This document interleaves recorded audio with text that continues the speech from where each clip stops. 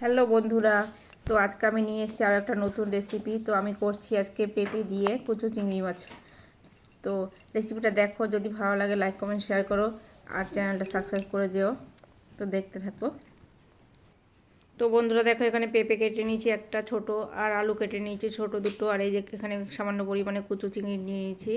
আর এখানে মশলা করে নিচ্ছি, আদা, কাঁচা লঙ্কা, পেঁয়াজ সামান্য পরিমাণে দিয়েছি 1/4 ভাগ, আর টমেটো, গোটা জিরে, গোটা ধনে দিয়ে বেটে নিচ্ছি পেস্ট। আর এদিকে চিংড়ি মাছগুলো ভেজে নিলাম।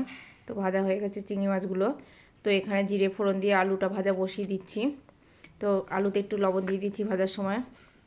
তো আলু ভাজা হয়ে গেছে, পেঁপেগুলো দিয়ে কতক্ষণ মজিয়ে নিয়েছি, সেটা স্কিপ করে গেলাম, দেখালাম না, ভিডিও বড় হয়ে যায়।